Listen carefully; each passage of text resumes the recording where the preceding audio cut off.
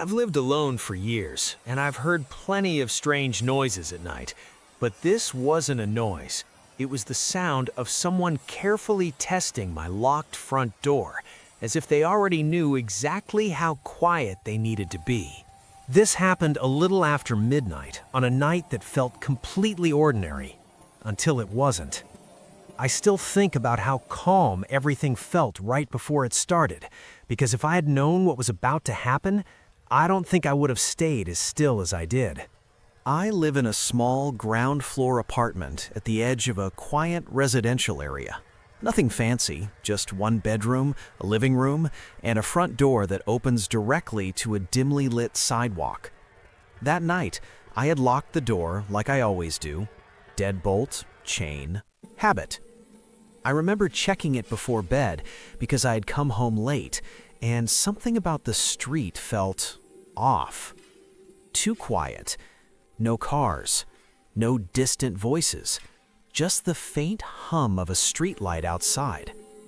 I went to bed around 11:30, scrolling on my phone until my eyes got heavy. The TV was off, the lights were off, the apartment was silent. At some point, I started drifting off when I heard it. A soft, metallic click. Not loud, not sudden. The kind of sound you only notice when you're already half awake. At first, I thought it was part of a dream, but then I heard it again. Slower this time, more deliberate. I held my breath and listened. Then came the sound that made my stomach drop. The doorknob turning. Not forcefully, not shaking, just a gentle twist, like someone was checking to see if it would open. It stopped. Then a pause, then another careful turn. Whoever it was didn't rattle the handle. They didn't knock. They didn't speak. They were being quiet on purpose. I lay completely still in bed, my heart pounding so hard I was sure they could hear it. Every part of me wanted to grab my phone, but I was terrified the screen light would somehow give me away. The handle stopped moving. For a few seconds, everything was silent again. And that's when I thought maybe, just maybe I had imagined it, until the deadbolt clicked. Not unlocked, but tested. Slow pressure, like someone checking how secure it really was. That's when panic set in. I realized something terrifying. This person wasn't drunk. They weren't confused. They weren't at the wrong apartment. They knew exactly what they were doing. I slid out of bed as quietly as I could and crouched beside the wall, staying out of sight of the front door. From where I was, I could see the thin line of light under the door from the street lamp outside. And then, the light disappeared. Someone was standing directly in front of my door, blocking it. I watched the shadow shift slightly, like they were leaning closer, maybe listening, maybe waiting for me to make a sound. Seconds felt like minutes. Then the chain rattled. Just once, not enough to make noise, just enough to test it. That was when I realized something even worse. If the door hadn't been locked, they would have already been inside. Suddenly, the handle turned again, this time harder. Not aggressive, but confident. The chain pulled tight with a sharp metallic plink, stopping the door from opening more than an inch. The person froze. So did I. We were separated by less than a foot of wood and metal. I could hear their breathing now, slow, controlled. They stayed there for several seconds before letting go of the handle. Then I heard footsteps, not rushing away, walking, unbothered, as if they knew they could come back any time. I didn't move for a long time after that. Eventually, I locked myself in the bathroom and called the police. By the time they arrived, there was no one outside. No footprints, no damage, just my locked door. The officer told me it was probably someone checking for unlocked apartments. Probably. But here's the part that still makes my skin crawl. When I checked my door the next morning, I noticed faint scratch marks around the lock, not fresh enough to be loud, not deep enough to break in, just enough to tell me one thing. They had tried this door before. I still live there, and every night when I lock my door, I can't help but wonder if one night they'll come back to see if I finally made a mistake.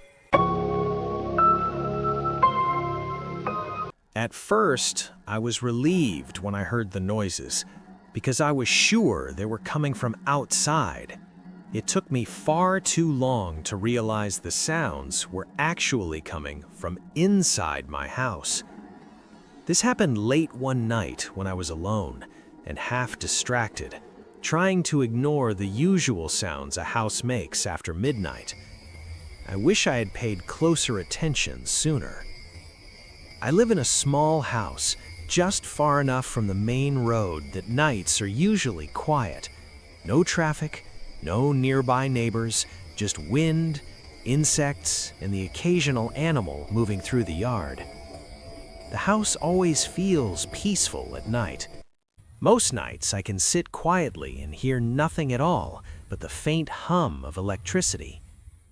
That night, I was sitting on the couch watching something I wasn't really paying attention to.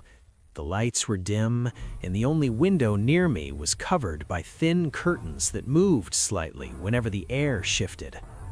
I remember the feeling of calm, almost sleepy contentment. It was the kind of quiet that lets you drift away without noticing anything unusual. Then I heard it, a dull thump. Not loud enough to be alarming, just noticeable enough to make me pause the TV. I listened for a moment, holding my breath, and tried to convince myself it was just something outside, a branch falling, a raccoon, anything. But then it came again, this time closer, more deliberate, like something was moving with purpose. I muted the TV completely and sat still. The room felt suddenly smaller, heavier, as if the walls themselves were pressing in. The sound came again, a soft scrape, followed by a faint bump. It still felt external, but deep down I had a growing unease that maybe it wasn't. I remember feeling a chill run down my spine. It was a slow, creeping fear that made me want to ignore it, but I couldn't. I checked my phone, almost 1:30 a.m. Then I heard something that didn't fit. A sound like fabric shifting. Slow, careful.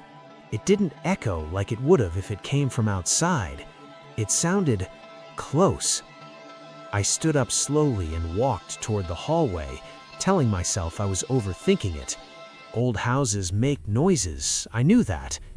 But as I reached the hallway, the sound happened again. Behind me, I froze. The noise wasn't coming from the walls. It wasn't coming from outside. It was coming from somewhere near the back of the house. I turned slowly and looked toward the darkened kitchen. Nothing was out of place. No open doors, no broken windows, just darkness. Then I heard a soft creak, the unmistakable sound of a floorboard reacting to weight. Not shifting wood, not temperature. Weight. I whispered, "Hello?" without thinking. The sound stopped. That silence felt worse than the noise. Every second stretched into what felt like minutes. I backed toward the hallway, keeping my eyes on the kitchen. That's when I noticed something small but terrifying. The back door, which I always lock, was just an inch open. Just an inch.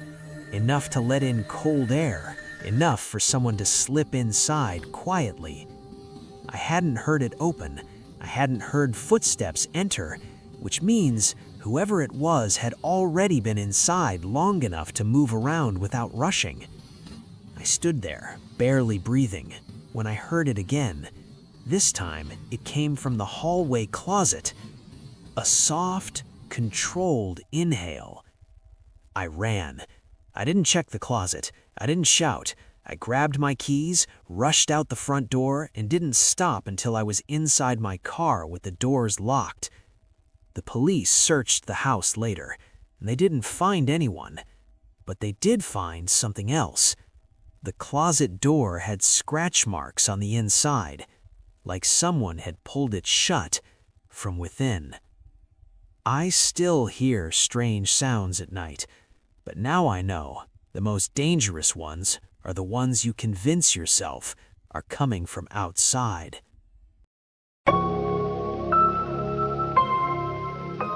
I noticed him because he wasn't moving. That was the first thing that felt wrong.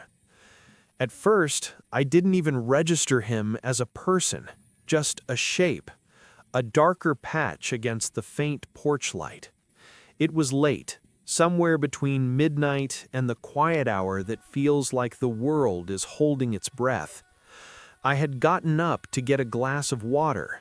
The kitchen was quiet, nothing unusual, nothing worth remembering. As I passed the front window, I glanced outside without thinking, and that's when I saw him, a man standing on my porch.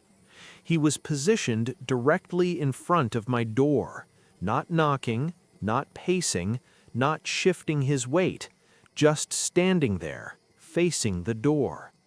My first thought was that maybe he was a neighbor or someone who had the wrong house. People make mistakes like that sometimes, but the longer I watched him, the more uneasy I felt. Something about him was wrong. He didn't fidget. He didn't glance around. He didn't move at all. He looked like he was waiting. I stayed frozen, barely breathing, watching through the thin gap in the curtain. The porch light cast long shadows across his face, but not enough to see his eyes clearly. That bothered me more than anything else. Most people shift when they stand. They fidget. They look around. This man didn't. I checked my phone. 12:47 a.m. No one comes to your house at that hour unless something is wrong. I waited for him to knock, or ring the doorbell, or even step back from the door. He didn't do any of it. Minutes passed. It felt much longer than that. Then, slowly, he tilted his head. Just enough that I knew he was no longer looking at the door. He was looking at the window. At me. I stepped back instantly, heart pounding so hard I was sure he could hear it. I wanted to run. I wanted to scream, but my legs felt frozen, as if the floor itself held me in place. That was when the fear really set in, because now I knew something else. He had been standing there long enough to know exactly where I would be inside the house. I stayed frozen in the darkness, listening. No footsteps, no knocking, just silence. After what felt like forever, I forced myself to look again. He hadn't moved. Same spot, same posture, like a statue placed there on purpose. I noticed his hands then. They were at his sides, relaxed, too relaxed. I realized something that made my stomach drop. He wasn't trying to get inside. He was waiting for me to open the door. I backed away slowly and locked myself in the bathroom. I didn't turn on the light. I didn't make a sound. I called the police in a whisper. They told me to stay where I was and keep the line open.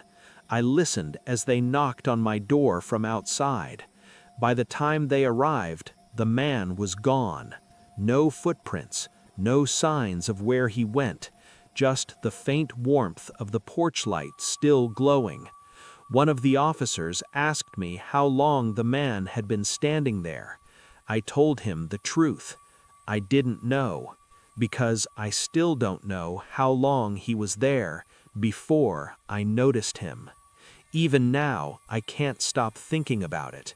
Every night when I lock the door, I imagine him standing there, waiting.